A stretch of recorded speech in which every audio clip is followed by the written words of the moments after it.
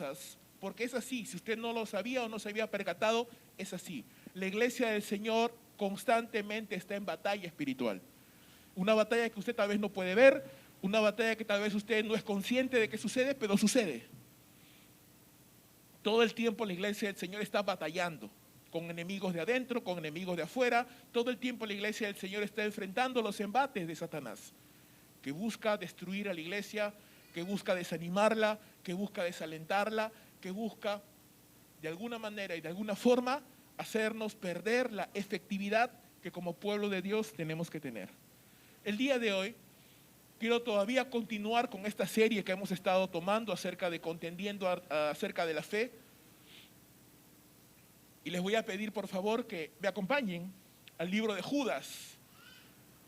Es un libro precioso.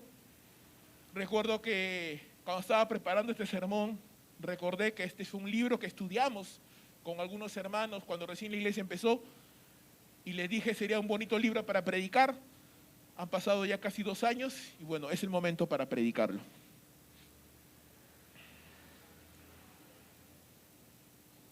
La palabra del Señor nos muestra en este precioso libro, que es muy cortito, tiene solamente un capítulo y unos 25 versículos aproximadamente. Es el cuarto libro del Nuevo Testamento más corto. Es un libro muy cortito, escrito por el medio hermano del Señor Jesús. Judas, no el Iscariote, por si acaso, por supuesto, porque Judas Iscariote murió. Judas, como dice la introducción de la carta, hermano de Jacobo, medio hermano del Señor Jesús. Este hombre, que no era apóstol de Jesús, no era un apóstol, era un líder en la iglesia, fue el que escribió esta carta. Y si podemos resumirlo, podemos condensar lo que la carta de Judas nos dice, podríamos decir lo siguiente, hermanos. Como creyentes, usted y yo, como hijos de Dios, como cristianos, debemos de batallar, debemos de contender ardientemente por la fe que hemos recibido. ¿Por qué? Porque la iglesia está constantemente en batalla contra el pecado. Batallamos constantemente contra el pecado y contra quienes buscan distraernos de lo que Dios nos ha llamado. Entonces usted tiene que ser consciente de algo. Todo el tiempo estamos luchando contra Satanás. ¿Y qué es lo que busca Satanás? Busca que usted se aparte del Señor o busca que usted se distraiga de las cosas, en cosas que no tienen importancia y no se centre en lo importante. Busca que su vida y mi vida sean menos efectivas para el Señor y por ende Dios no nos pueda usar como quiere usarnos. O no podamos encontrar o entender o recolectar el fruto que quisiéramos recolectar para el Señor. Satanás está ocupado en eso y tenemos que ser conscientes de ello. Este capítulo, este libro mejor dicho, porque consta de un solo capítulo, pero es un libro entero, nos va a mostrar, hermanos, 4 puntos y voy a tratar de ser conciso, pero a la vez tratar de explicar lo que este libro hermoso nos dice. 4 puntos. En primer lugar, versos 1 al 4, debemos de contender por la fe porque hay quienes buscan desviar la gracia de Dios. Versos 5 al 7, debemos contender por la fe porque Dios juzga el pecado. Versículos 8 al 16, debemos contender por la fe porque falsos maestros buscan desviar el rebaño de Dios. Y por último, versos 17 al 25, debemos contender por la fe porque Dios está guardando a su pueblo. Vamos a leer los primeros 4 versos de esta palabra para poder empezar a entender lo que esta carta preciosa nos tiene que decir. Leamos juntos, hermanos, y dice así. Estoy leyendo en la Biblia de las Américas, la versión Biblia de las Américas. Judas, siervo de Jesucristo y hermano de Jacobo, a los llamados, amados en Dios Padre y guardados para Jesucristo. Misericordia, paz y amor les sean multiplicados. Amados, por el gran empeño que tenía en escribirles acerca de nuestra común salvación, he sentido la necesidad de escribirles, exhortándoles a luchar ardientemente por la fe que de una vez para siempre fue entregada a los santos. Pues algunos hombres se han infiltrado encubiertamente, los cuales desde mucho antes estaban marcados para esta condenación. Impíos que convierten la gracia de nuestro Dios en libertinaje y niegan a nuestro único, soberano y solo Señor, Jesucristo. Lo que les decía hace un momento, Judas es el medio hermano del Señor Jesús, hermano de Jacobo. Este Jacobo es Santiago, ¿sí?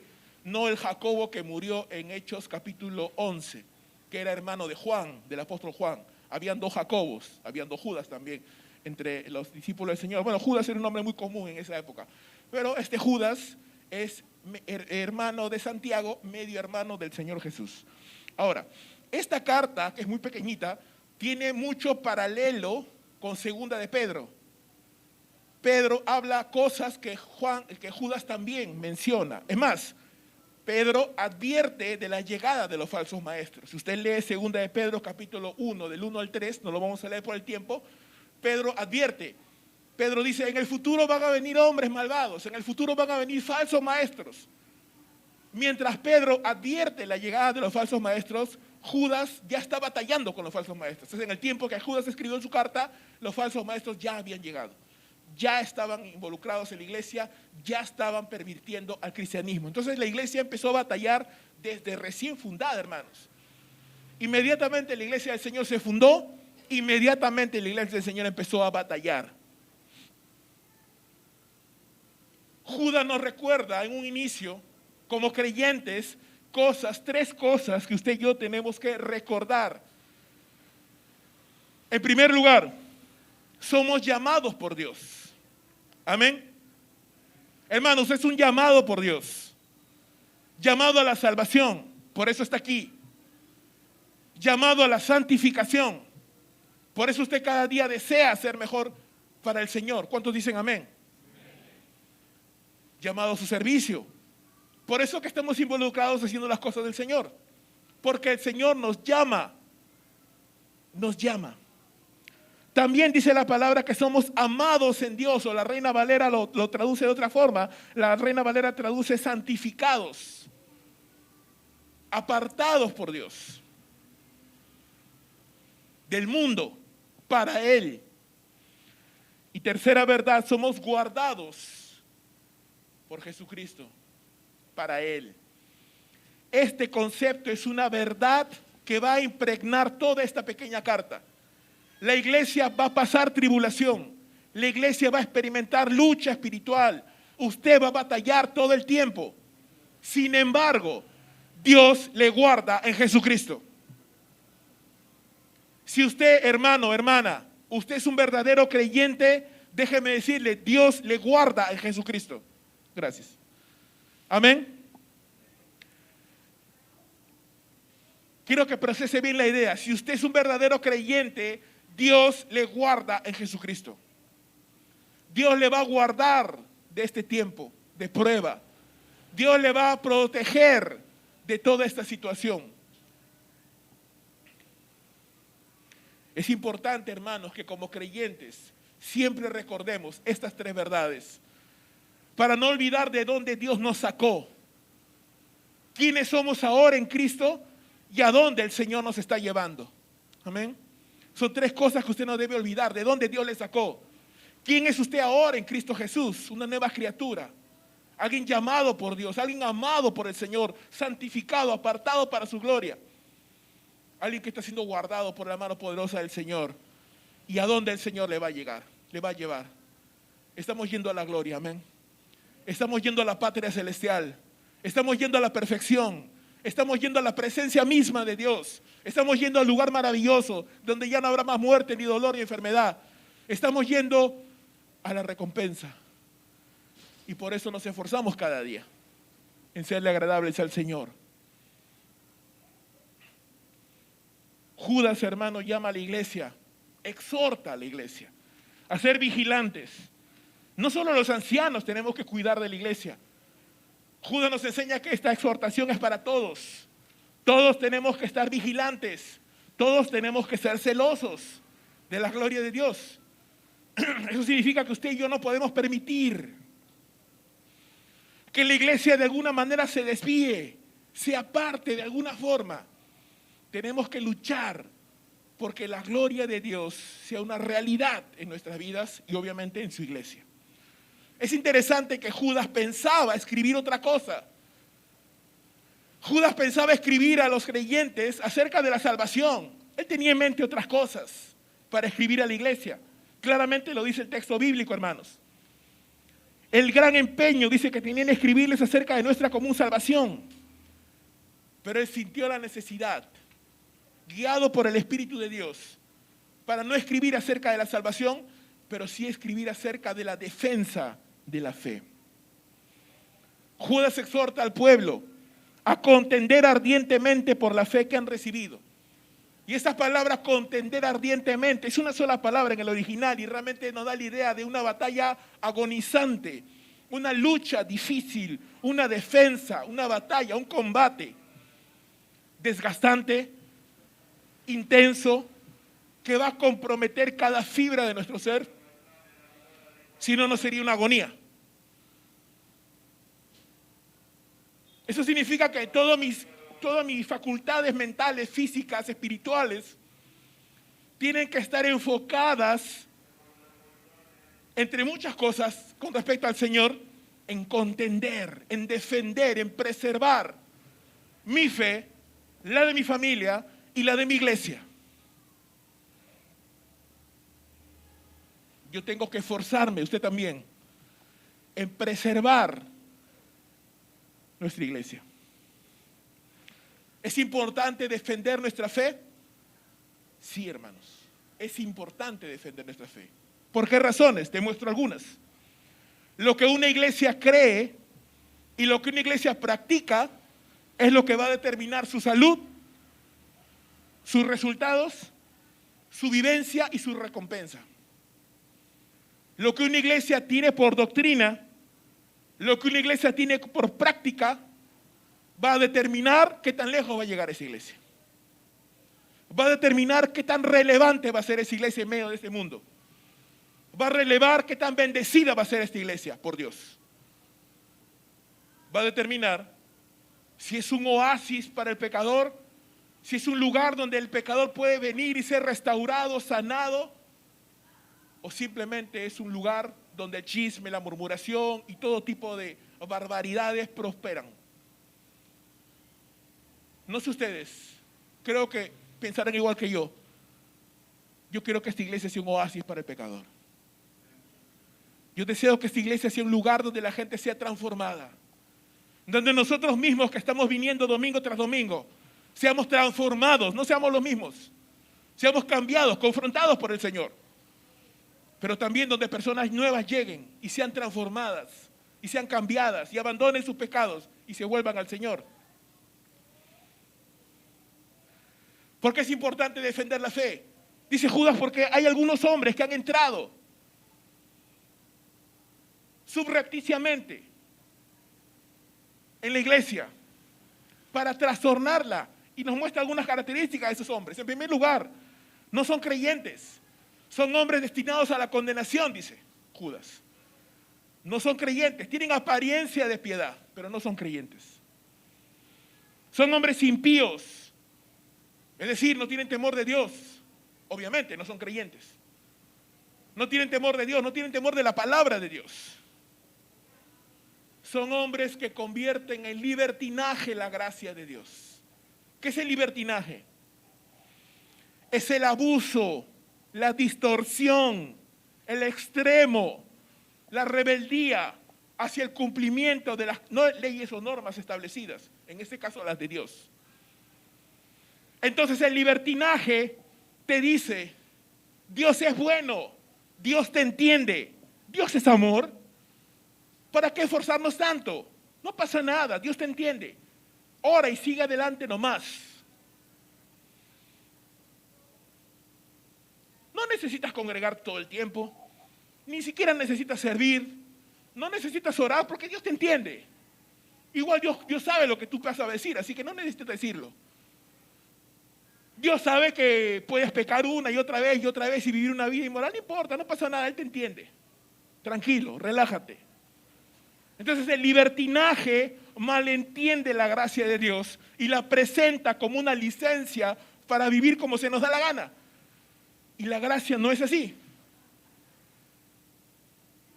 La gracia, hermanos, es el favor que hemos recibido de Dios por medio del cual ya no estamos obligados a cumplir la ley para ser salvos, pero tenemos un campo abierto para obedecerla por gratitud a Dios.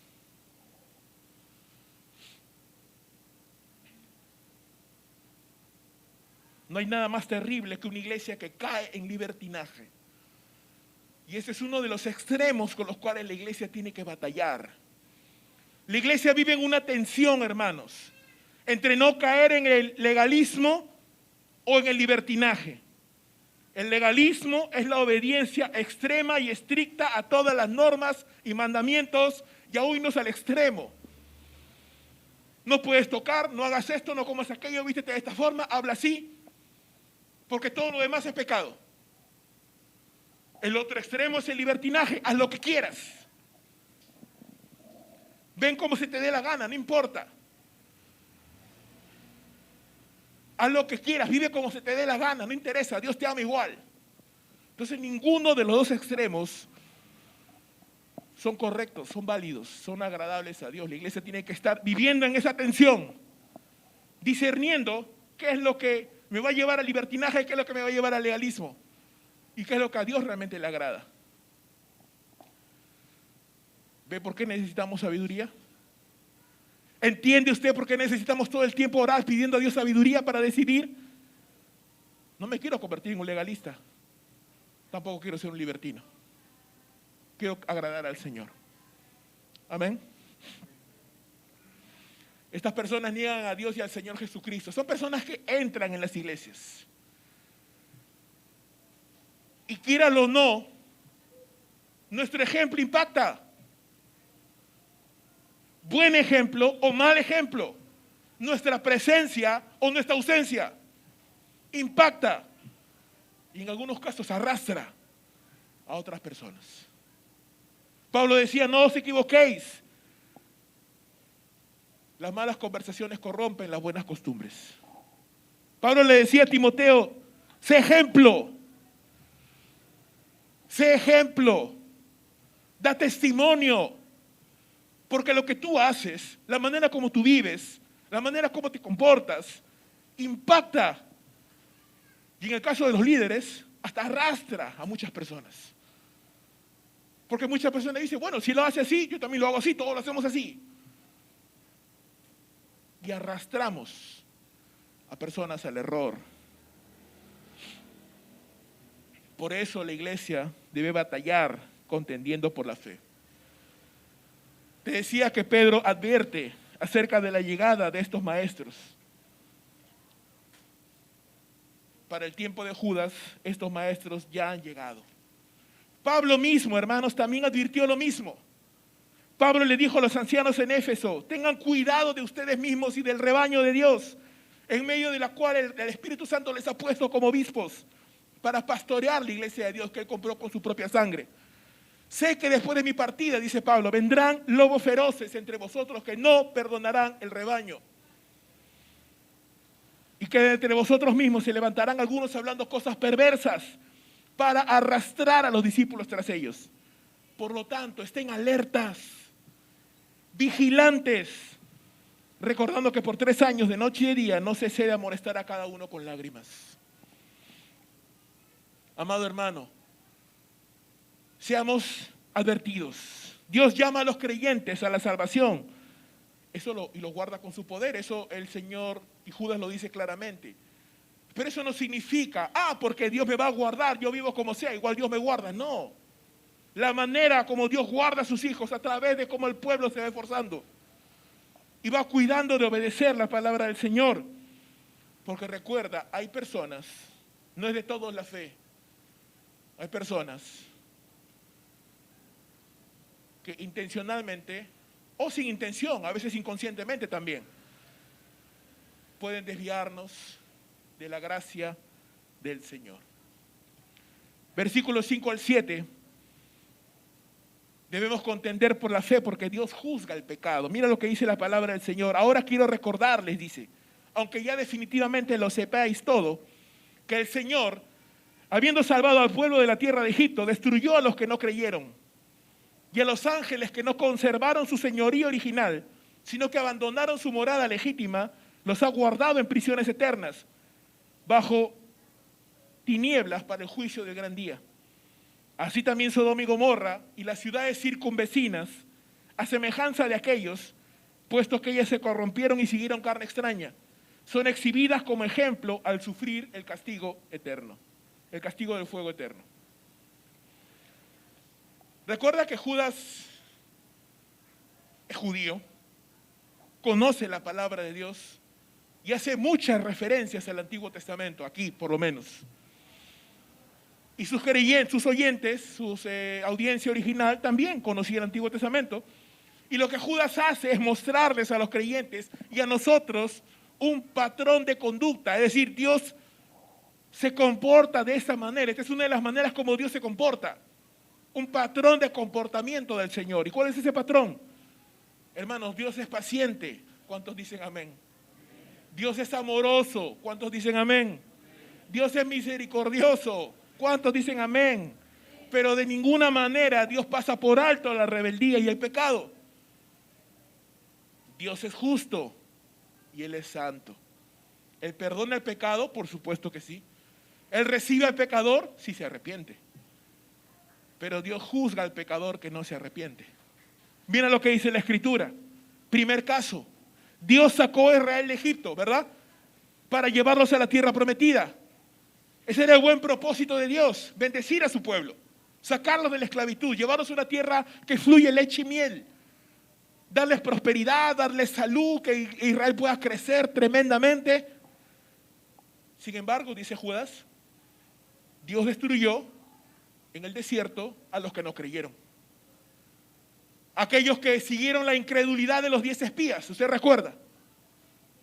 Que dijeron, no podemos entrar en la tierra prometida. A pesar de que Dios dijo que entremos, no podemos entrar, porque es una tierra de gigantes y es muy difícil y Dios no nos va a poder meter allí. Entonces Dios dijo, ustedes se han negado, ustedes no me han creído, entonces quédense en el desierto hasta que mueran. Y murieron. Y los que recién entraron fueron la generación de niños, los que eran débiles. Dios utilizó a ellos.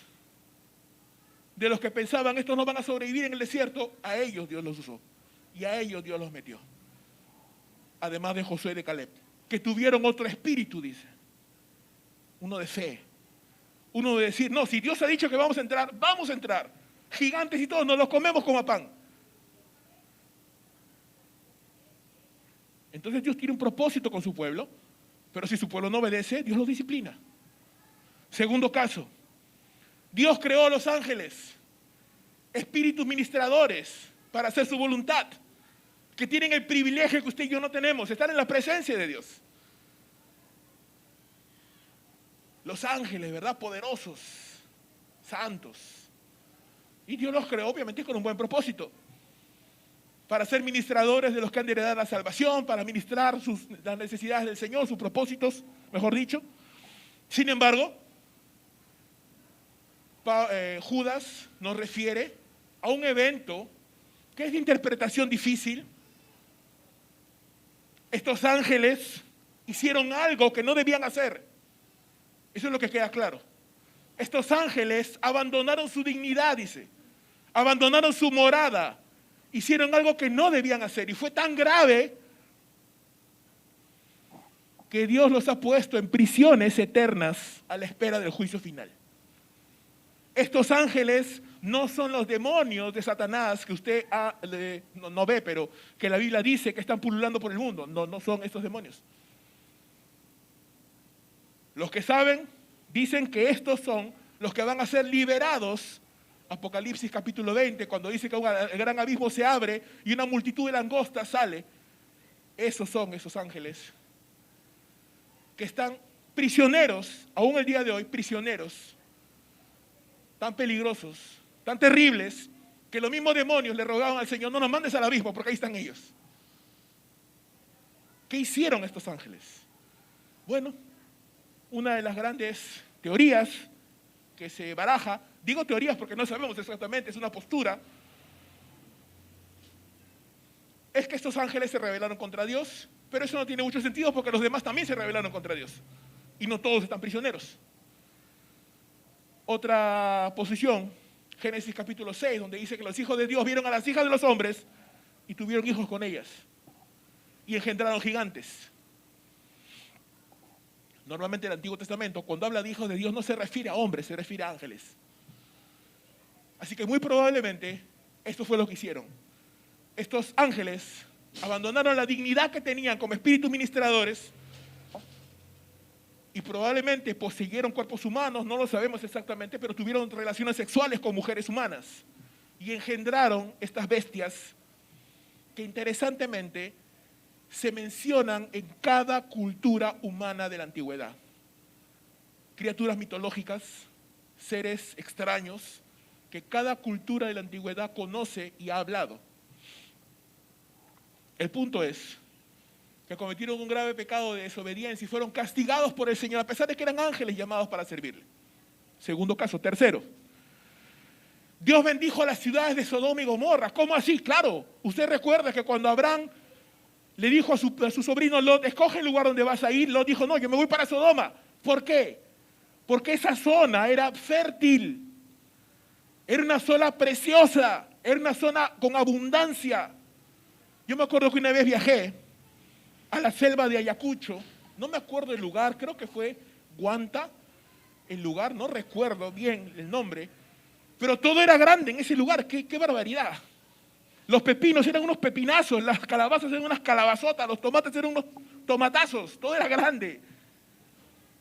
Creo que le llamaban la Esmeralda de los Andes, algo así, ¿puede ser? Si alguien sabe, me desasna. Bueno, el punto es que todo era grande, hermanos, y a donde mirabas era verde, era una cosa, era el paraíso. Y los pobladores de ahí se enorgullecían mucho de que, verdad, su tierra era muy fértil. Lo que tú sembrabas ahí producía tremendamente. Sodoma era aún mayor.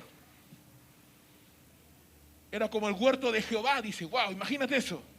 Una cosa espectacular. Dios bendijo a Sodoma y a Gomorra. Pero ¿qué hicieron estos hombres con la bendición que Dios les dio? ¿Qué hicieron los hombres de Sodoma y Gomorra? Se volvieron ociosos, perezosos, malvados, al punto, y en su maldad llegaron al punto que la homosexualidad era moneda común en Sodoma. Al punto que querían violar a los ángeles que fueron a buscar a Lot y a sus hijos, a sus hijas. ¿Qué sucedió entonces? Dios destruyó a Sodoma y a Gomorra como ejemplo de la ira de Dios y del juicio de Dios sobre estas ciudades por su pecado e inmoralidad sexual. 3 casos entonces: Egipto, Los Ángeles, Sodoma y Gomorra. ¿Qué es lo que Judas está diciendo? Cuidado, no nos engañemos, Dios no puede ser burlado. Dios tiene un propósito para tu vida, Dios te quiere bendecir, Dios quiere ayudarte, Dios quiere prosperarte. Sí, amén.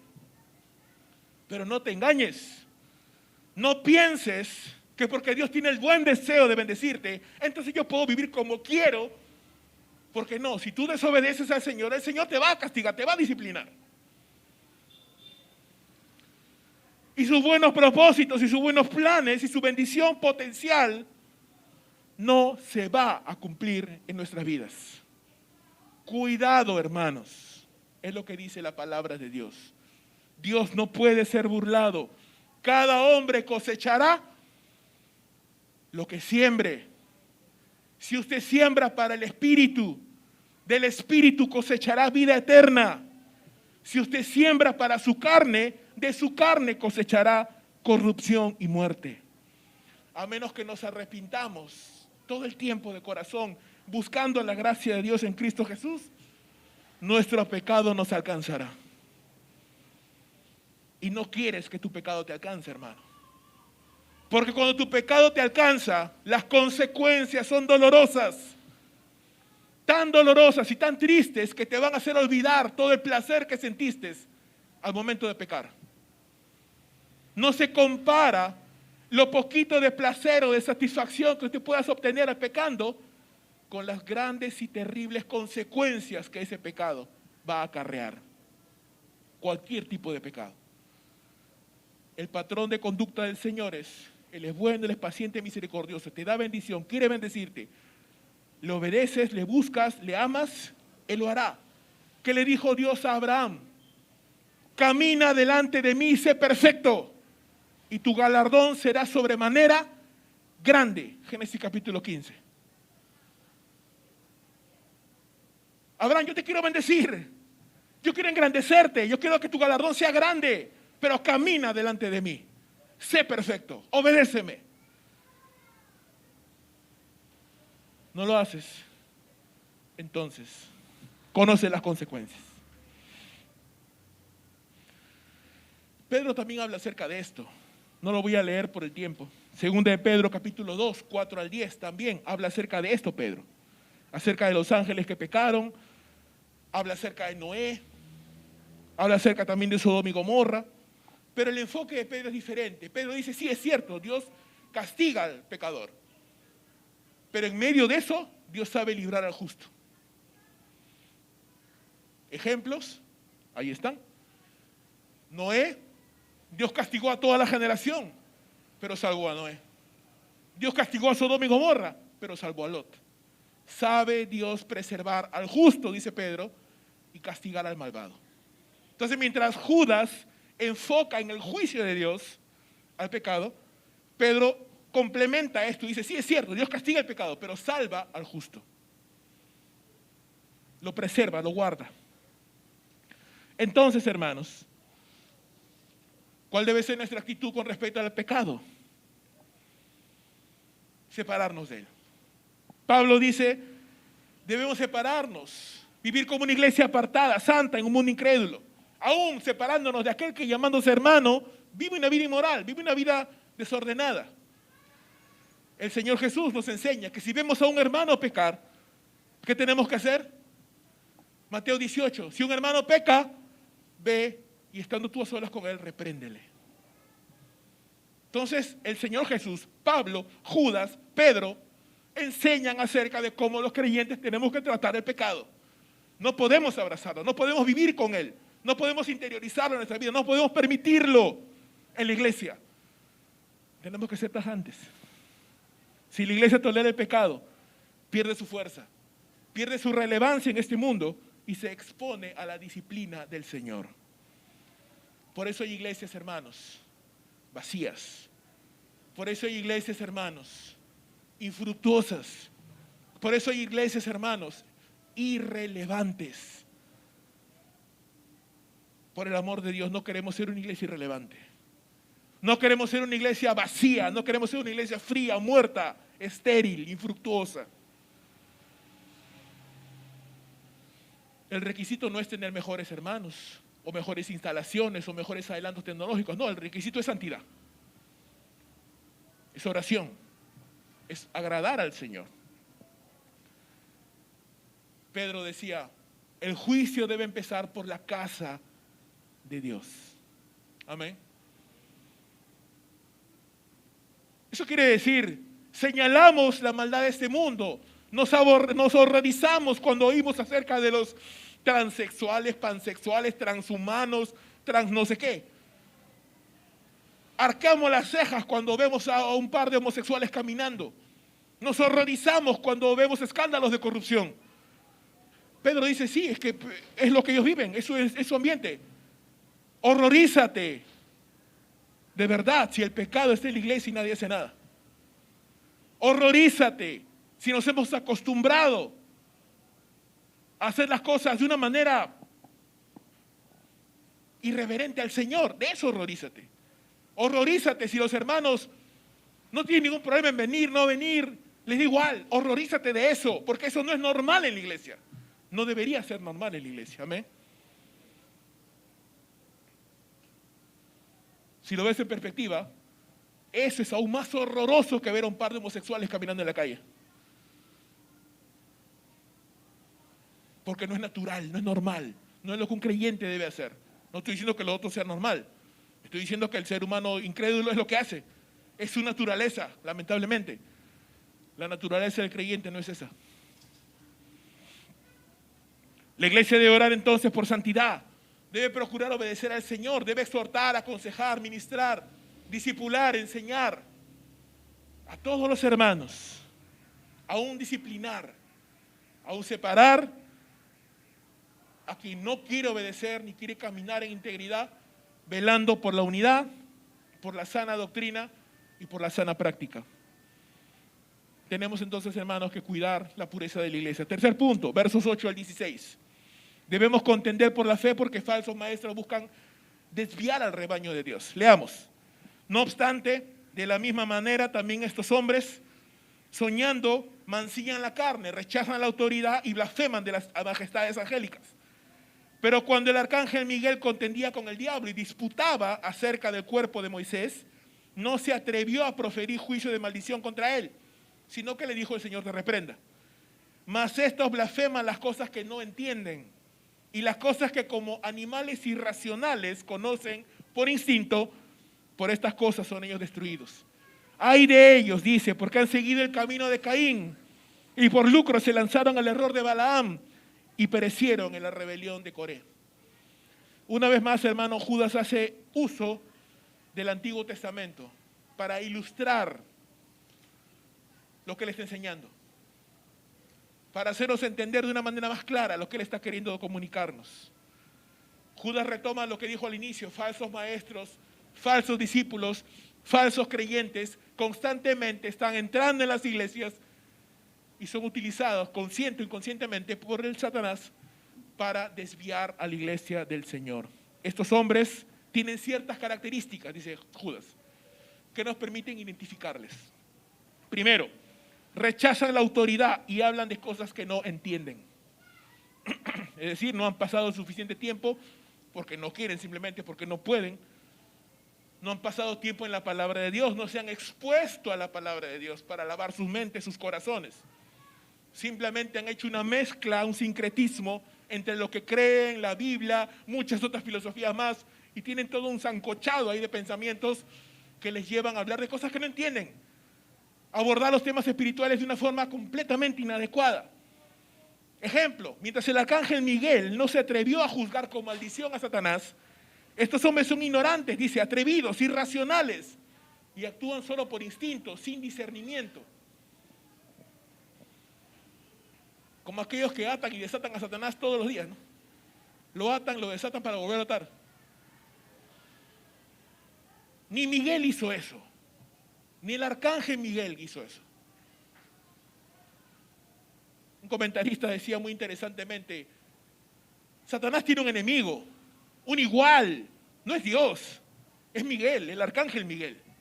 Satanás es un ángel nada más, es imposible que se compare con Dios, pero tiene un igual, uno que batalla contra él, el arcángel Miguel. El único que la Biblia se menciona con ese título, arcángel, el principal entre los ángeles. Lo vemos en Apocalipsis batallando contra el dragón y venciéndolo. Entonces Miguel es un arcángel, un principal entre los ángeles, de tú a tú con Satanás, y aún así, a pesar de tener ese poder y autoridad, Miguel solamente le dijo: que el Señor te reprenda.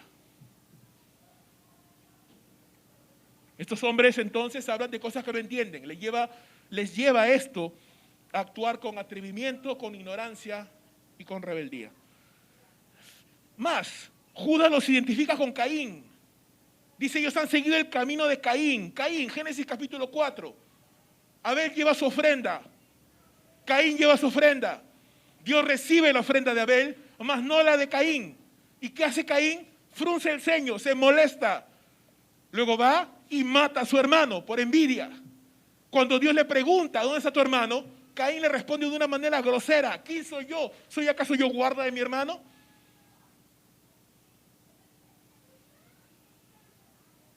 Respondiéndole así a Dios. Era para que en ese momento desaparece. Por insolente. La envidia, el enojo, la ira, el desprecio a Dios, el camino de estos hombres que tienen el corazón lleno de amargura, que no pueden perdonar, que guardan esa amargura, ese resentimiento en su corazón, han seguido el camino de Caín. Judas los identifica con Balaam. Números capítulo 22. Usted recordará, Balac, este madianita, odia a Israel, quiere destruirlo, no se le ocurre mejor idea que contratar a Balaam para que profetice contra Israel. Le ofrece una buena cantidad de dinero. Balaam dice: no sé, voy a orar, Voy a orar, dice. Voy a orar a ver si Dios quiere maldecir a su pueblo. Como que alguien diga, no sé, Señor, voy a orar a ver si Dios quiere que peque hoy día. ¿Qué hace el Señor?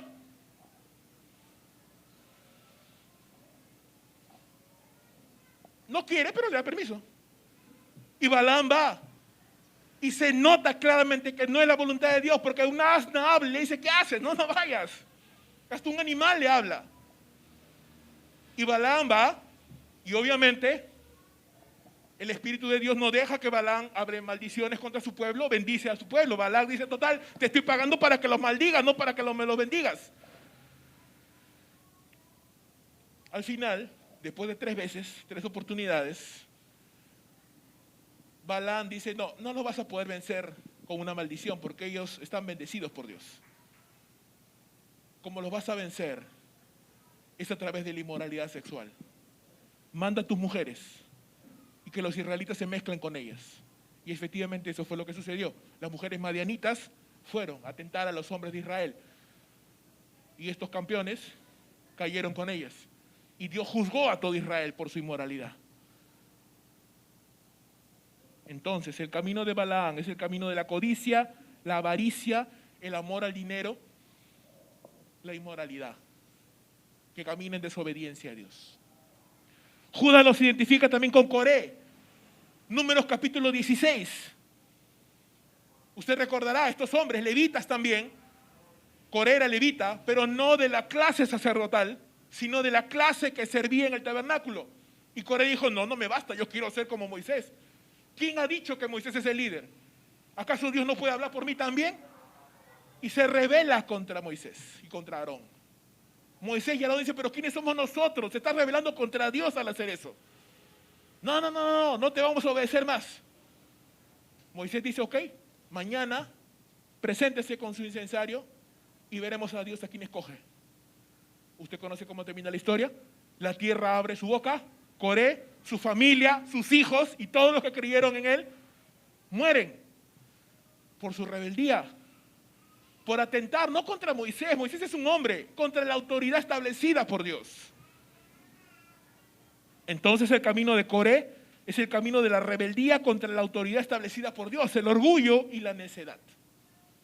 Entonces, pintando el cuadro completo, estos hombres son codiciosos, son deshonestos, están llenos de envidia, están llenos de enojo, están llenos de amor por el dinero, están llenos de rebeldía, no les gusta someterse a la autoridad establecida por Dios, no les gusta someterse a los principios de la palabra, tienen su propia agenda, tienen su propia mentalidad, tienen su propia brújula, tienen su propio norte y experimentarán las condiciones o las consecuencias de su pecado. Judas dice, estos hombres y sus seguidores son dignos merecedores del castigo que van a recibir. Porque el camino que llevan no es el camino del creyente. El camino del creyente, hermanos, es el camino de aquel que ama a Dios antes que cualquier otra cosa. Es el camino de aquel que ama su palabra, aquel que se somete, que es humilde. Amén. Seguimos leyendo Judas, mira lo que dice, estos son escollos ocultos en vuestros ágapes, cuando banquetean con vosotros sin temor, apacentándose a sí mismos. Son nubes sin agua llevadas por los vientos, árboles de otoño sin fruto, 2 veces muertos y desarraigados. Son olas furiosas del mar que arrojan como espuma su propia vergüenza, estrellas errantes para quienes la oscuridad de las tinieblas ha sido reservada para siempre. De estos también profetizó Enoc en la 7ª generación desde Adán, diciendo, he aquí, el Señor vino con muchos millares de sus santos para ejecutar juicio sobre todos y para condenar a todos los impíos de todas sus obras de impiedad que han hecho impíamente y de todas las cosas ofensivas que pecadores impíos dijeron contra él. Estos son murmuradores, quejumbrosos, que andan tras sus propias pasiones, hablan con arrogancia, adulando a la gente para obtener beneficio. Judas termina de completar el cuadro de estos hombres y sus seguidores diciendo, son engañosos, son escollos ocultos. ¿Qué significa esto? Es un arrecife oculto en el mar. Tú estás en tu bote, no lo ves. Pero si tú caminas en esa dirección te vas a chocar contra eso porque está bajo el agua y te va a hacer naufragar. Escollos ocultos. Son egoístas porque dice que se banquetean a sí mismos en los ágapes. ¿Qué era un ágape, hermano? La iglesia cristiana del primer siglo tenía por costumbre celebrar la cena del Señor, no como nosotros, con jugo de vid y un pedacito de pancito. Ellos lo celebraban con comida. Comían juntos. Partían el pan, partían el vino, obviamente, pero dentro de un evento como un almuerzo congregacional. Es más, Pablo enseña acerca de esto en 1 Corintios 11. Dice que había llegado a tal desorden que algunos se emborrachaban en plena Santa Cena. Que algunos llevaban mucha comida, otros no llevaban nada y se quedaban mirando lo que sí comían. Entonces se generó todo un problema por la carnalidad del ser humano. Estos hombres iban a los ágapes, pero en vez de ir para conmemorar el amor de Dios, la comunión de los hermanos, celebrar la cena, no, dice ellos van para usarlo para su propio provecho, se apacentaban a sí mismos, se engordaban a sí mismos. Entonces estos hombres son engañosos, son egoístas, también son estériles. No estamos hablando de un tema físico. Judas dice, son nubes sin agua que pasan por la tierra sin dar lluvia. Se sabe, ¿no? La lluvia no viene de la nada, viene de las nubes que condensan el agua y llueve. Pero estas nubes, esperadas largamente por los agricultores, no traían nada, secas, estériles, infructuosas, sin utilidad alguna. Era mejor que ni estuvieran porque tapan el sol.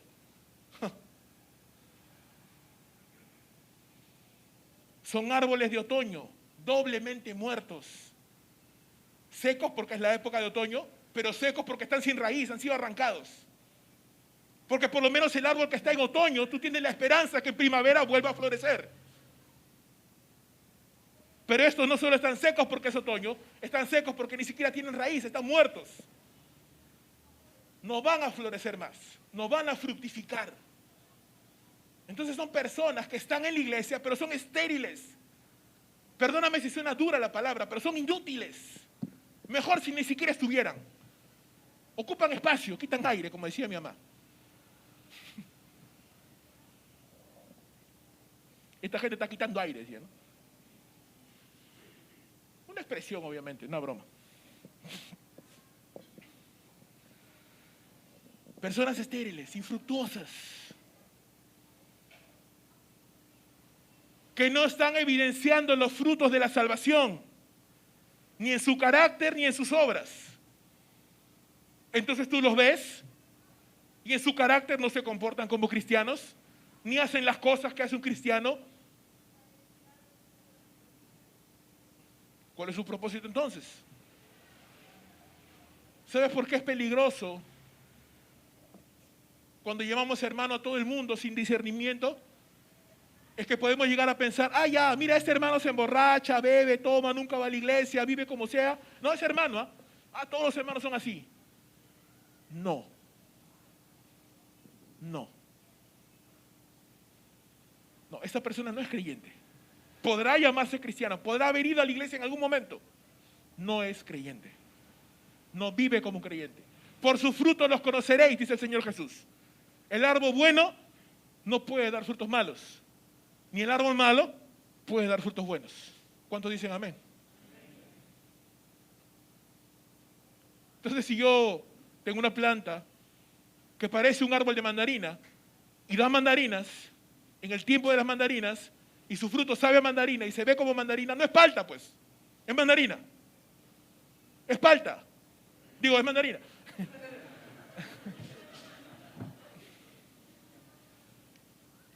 Es palta, que digan que es palta. Es mandarina. Entonces, si me he visto como un incrédulo y actúo como incrédulo y hablo como incrédulo y tengo costumbres de incrédulo y me río de lo que los incrédulos se ríen y hago lo que los incrédulos hacen y tengo más compañía con los incrédulos y me gusta estar con los incrédulos y no con los creyentes, ¿qué soy? No soy creyente, pues soy incrédulo. Porque amo lo que hacen los incrédulos, estoy en mi mundo, en mi naturaleza.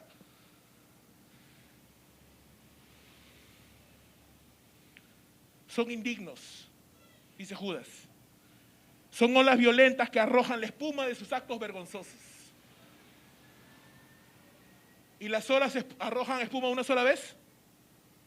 No, ¿verdad? Todo el tiempo. Todo el tiempo están arrojando espuma, porque es un movimiento perpetuo que tienen. Estos hombres todo el tiempo están cayendo en los mismos pecados, cíclicamente, una y otra vez. No hablamos del creyente que en algún momento puede resbalar, puede tropezar, pero se reafirma, reanuda su vida y sigue adelante. No, hablamos del que todo el tiempo es esclavo, preso de su propio pecado. Pedro dice, aquel que peca constantemente es esclavo del pecado. Así de simple. Estas personas, dice Judas, son estrellas errantes que han perdido su rumbo, destinadas a la más negra oscuridad. Entonces estamos hablando de cuadros que Judas pinta muy, muy serios.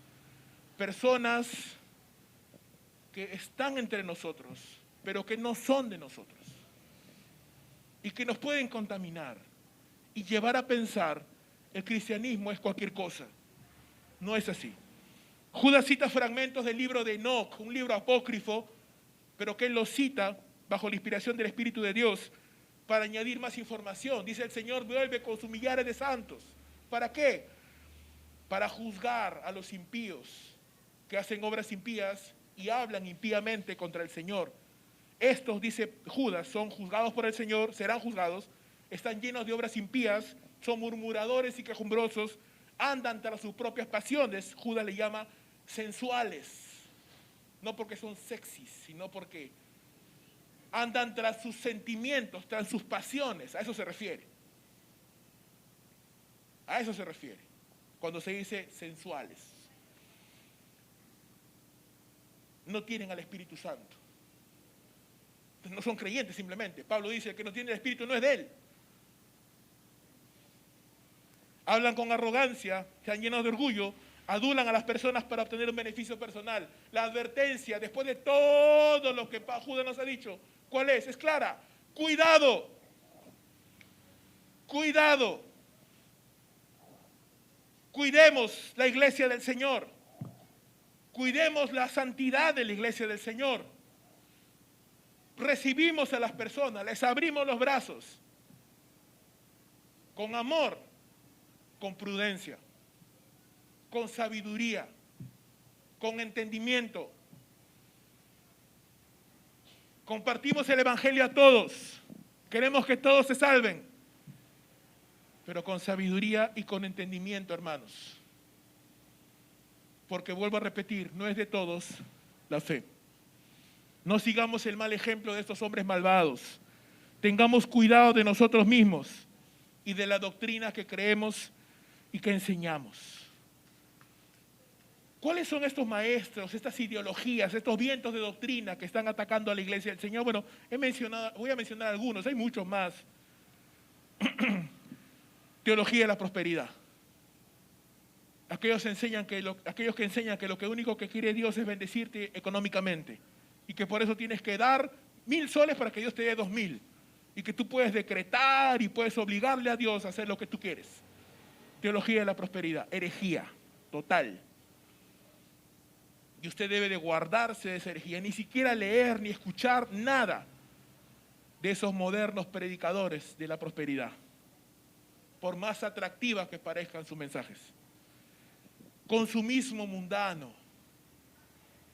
Convertirnos en simplemente máquinas de trabajar, de comprar y de vender, sin recordar que la bendición del hombre no se basa en los bienes que posee. Ayer meditábamos eso justo con nuestro hermano Pedro en la célula. Dios nos manda a hacer tesoros en el cielo. Amén. Humanismo cristiano, cuando nuestro cristianismo lo centramos en nosotros, no en Dios. Judaísmo cristiano, los modernos judaizantes, ¿verdad? Que hablan de hebreos, se quieren vestir como hebreos, se deja la barbita, te hablan de la ley, de la Torá. Herejía, hermanos. Herejía, y no es nuevo tampoco. Pablo ya batallaba con los judaizantes en Gálatas. Personas que quieren volver a la ley, a esclavizarse a la ley, cuando hemos sido salvos de la ley. relativismo y abandono absoluto de la palabra de Dios. Unitarismo o movimiento solo Jesús, ¿no? Aquellos que hablan acerca de solo Jesús, que no creen en la Trinidad, que no creen en el Padre, no creen en el Espíritu Santo. O estos movimientos de restauración de los 5 ministerios o movimiento apostólico, ¿no? De los apóstoles, profetas. Herejía también, hermanos. Herejía. Basada en una mala interpretación de la palabra de Dios. Entonces, hay muchos vientos de doctrina, hermanos, que buscan arrastrar a los discípulos del Señor, contaminando nuestras mentes y llevándonos a una mala doctrina y una mala práctica. Tenemos que tener cuidado. Pero aquí viene lo bueno. Terminamos.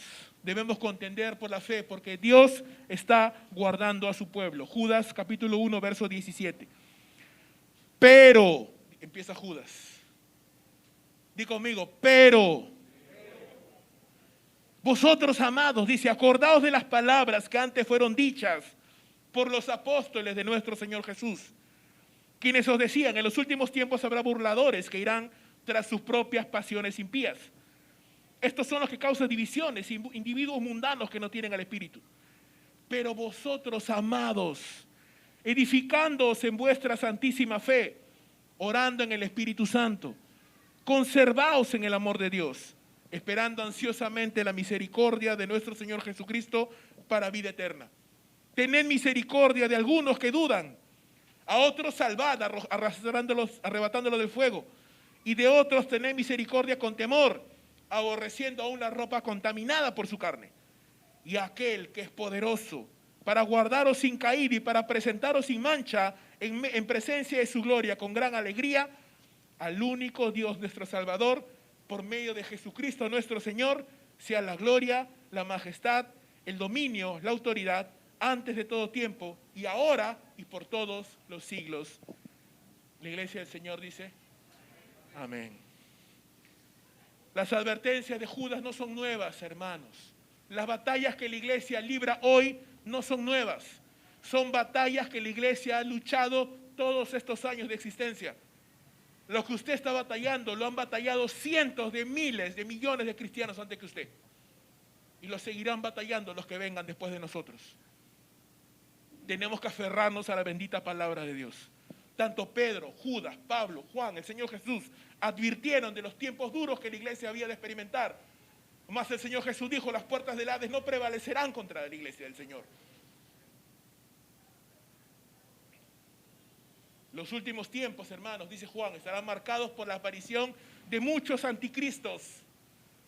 Estos hombres que se oponen, que se ponen en el lugar de Dios. Burladores que andan tras sus propias pasiones, que buscan dividir la iglesia. El apóstol Pablo menciona que estos hombres son amadores de sí mismos y de los deleites más que de Dios. Estos hombres profesan piedad, pero niegan la eficacia de ella. ¿Cuál debe ser nuestra conducta? Vuelvo a repetirle, lo dice Judas. Oremos, hermanos, para que Dios nos guarde de estas luchas. Oremos para que el Señor nos mantenga en una sana doctrina. Oremos para que el Señor nos mantenga en una mente saludable, cristocéntrica, bíblica. Oremos para que el Señor no permita que caigamos en semejante error.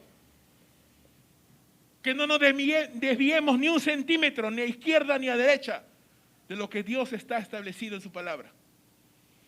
¿Cuál debe ser nuestra actitud como iglesia del Señor? Enseñar la bendita palabra de Dios, que es un tamiz que prueba los corazones. Cuando usted enseña constantemente la palabra de Dios, solo los que aman la palabra se van a quedar.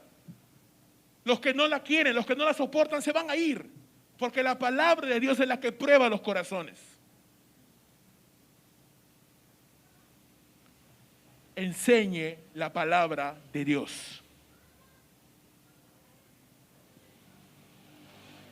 Velar por la santidad de la iglesia y el buen andar de los hermanos. Es mi responsabilidad, es su responsabilidad velar. No se moleste si un anciano, un hermano le llama. Hermano, ¿por qué no está viniendo? ¿Por qué llega tarde? ¿Qué le pasa? No se moleste, alégrese. Porque tiene una iglesia que se preocupa por usted. Tiene una iglesia que se da cuenta si usted no viene. Tiene una iglesia que ora al Señor por usted.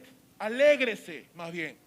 No diga, ay, ya me están fastidiando otra vez. No, no, no. Alégrese. Gracias, Señor, porque mis hermanos se preocupan por mí, porque se dan cuenta si no voy. Alégrese. Si un anciano, si un líder, si un hermano le exhorta en amor, alégrese. Alégrese. No diga, ay, qué chinchoso esta hermana. Claro, como no lo hace él, alégrese. Porque deseamos que usted mejore para el Señor. Porque deseamos que usted crezca. Alégrese, hermano. No lo tome de una mala manera. Como decía un antiguo sabio, tómelo por el lado amable. Amén. Bueno, sabio no sé, pero decía eso. ¿Qué debemos hacer? Actuar en el momento correcto para prevenir que la levadura del pecado leude toda la masa. Una mala actitud, un mal comportamiento se debe de cortar en el acto para prevenir que eso siga avanzando y pueda causar problemas mayores. Entonces, sobre todo a los hermanos ancianos, a los líderes, tenemos que ser muy atentos. Cosas que veamos que no está funcionando bien, que no se está haciendo correctamente, tenemos que actuar. Tenemos que actuar en amor, en sabiduría, en inteligencia, sí, pero actuar para no permitir, como decía Pablo, no ignoramos las maquinaciones de Satanás. Y él puede usar aún algo tan pequeñito y hacerlo muy grande y causar un problema mayor por no actuar en el momento. Judas anima a los creyentes a perseverar en la fe. Dice, recuerda que eres amado por Dios y acepta en Jesús. Edifiquémonos unos a otros, dice Judas, en nuestra santísima fe. Edifiquémonos, que nuestras palabras sean de edificación, de ánimo, de aliento. Los unos a los otros. Las reuniones de la célula deben ser ese espacio para edificarnos los unos a los otros, para motivarnos al amor y a las buenas obras, para estimularnos, para animarnos, para consolarnos, para aconsejarnos. ¿Cómo debemos de perseverar en la fe? Orando, dice en el Espíritu Santo.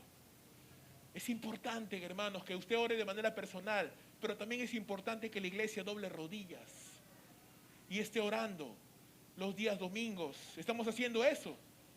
Los días miércoles también. No es un tiempo opcional, no es si quiero vengo, no, tengo que estar acá orando al Señor. ¿Cómo puedo esperar entonces que el ministerio, que la célula, que la iglesia crezca si no estoy pasando tiempo en oración? Conservémonos en el amor de Dios. Esperemos ansiosamente la segunda venida del Señor, dice Judas. Espera a tu Señor, pero no esperes pasivamente, durmiendo, echado, no. Trabaja mientras el Señor viene. Que el Señor te encuentre trabajando, hermano, que no se encuentre con las manos puestas en el arado. Trabajando por el Señor y para su gloria. Judas dice, hermanos, tengamos misericordia de los que dudan y son inconstantes.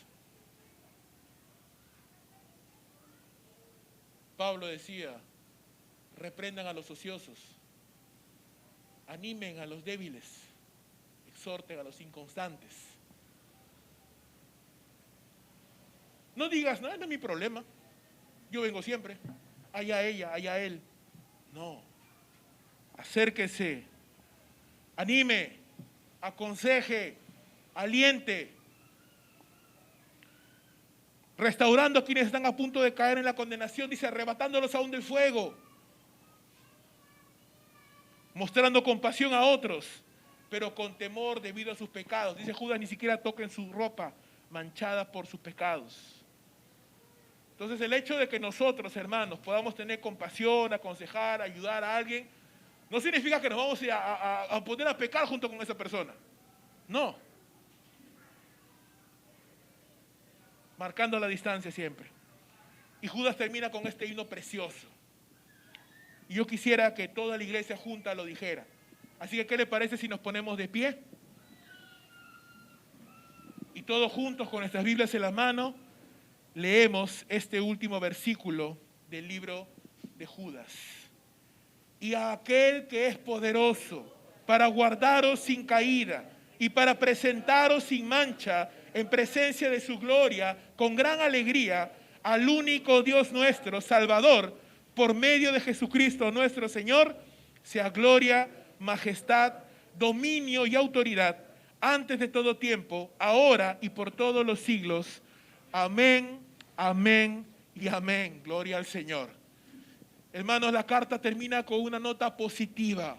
Sí, la iglesia va a batallar. La iglesia tiene innumerables enemigos, de adentro, de afuera. Es cansado, es algo peligroso. Vivimos en tiempos difíciles, las herejías se multiplican, la maldad de los hombres crece, el amor de muchos se enfría, el mundo está de cabeza, pero dice Dios es poderoso para guardarte. Dios es poderoso para preservarte, mi Señor, mi amado hermano, mi amada hermana. Dios te va a guardar en la palma de su mano, y dice la Escritura, de la palma de su mano nadie te puede arrebatar. Así que yo te animo, sigue adelante en la fe, velando y esperando su venida, guardando los mandamientos del Señor, porque Él tiene poder para guardarte y para preservarte en medio de la tribulación, en medio de la maldad de este mundo, en medio de la oscuridad del pecado. La iglesia sigue avanzando triunfante en Cristo Jesús. Así que sigue adelante, mi hermano, sigue adelante, que Cristo viene, ¿ven? Y ya viene tu recompensa, y ya viene tu galardón. Y ya viene la recompensa, todo lo que estás tú haciendo para el Señor. Ya viene la recompensa, hermano. Ya viene el galardón, ya viene el Señor. Así que adelante, sigamos adelante. Contendamos por la fe, porque quienes buscan destituir o distraer o desvirtuar la gracia de Dios. Contiende por la fe, porque el Señor juzga el pecado. Anunciemos a las naciones que Dios juzga el pecado y la maldad, que el hombre tiene que arrepentirse si no quiere experimentar la condenación. Debemos contender por la fe, porque hay falsos maestros que buscan arrastrar, desviar, dividir, desunir al rebaño de Dios. Debemos contender porque Dios está guardando a su pueblo, y Dios guarda a su pueblo por medio de una iglesia obediente que busca guardar la fe. Cuida, por favor, hermano, de ti mismo. Cuida de tu familia, cuida de tus hijos, cuida de tu esposa, cuida de la iglesia del Señor y dale gloria a Dios, porque Él te tiene en la palma de sus manos. Y Él nos llevará a su presencia, no con lágrimas, no con resentimiento, no con tristeza, dice el Señor en su palabra, con gran alegría. Así que con gozo y alegría, la iglesia dice, Maranata, el Señor viene. Y cuando el Espíritu, como dice Apocalipsis, el Espíritu dice, no, el Señor dice, vengo en breve. El Espíritu y la iglesia responden, amén, sí, ven Señor Jesús. Oh Padre Dios, te damos gracias, oh Señor, poderoso Salvador, santo, santo, santo es tu nombre. Gracias Señor porque tú garantizas con tu palabra que tú guardarás a tu pueblo y que tú rescatarás y que tú sabrás, Señor, librar a tu pueblo de la ira venidera.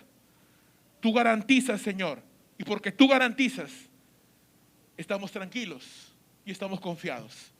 Pero ayúdanos a ser activos, Señor. Ayúdanos a ser, Señor, cuidadosos de la palabra, cuidadosos de la doctrina, cuidadosos de la vida de la iglesia. Amado Señor, te rogamos por cada uno de nosotros, porque mire el que está firme, mire que no caiga. Cuídanos, Señor. Guárdanos, Señor, en una buena mente, en una sana mente, en un sano corazón. Guárdanos, Señor, de que la maldad de este mundo, de la levadura del pecado de este mundo no nos infecte, Señor.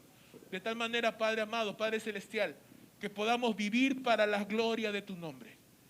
Te bendecimos, te adoramos y te pido, Señor, sigue guardando a tu iglesia en medio de los meses, en medio de los años, en medio de los siglos. Prospéranos, Señor, con la prosperidad que viene de lo alto. Danos la sabiduría para vivir en discernimiento. Fortalécenos para vivir en el amor. Guárdanos, Señor, para vivir en medio de ti, de tu gloria. Nos ponemos en tus manos, Señor, y te suplicamos todas estas cosas en el nombre del amado Cristo Jesús, nuestro bendito Señor. Amén y amén.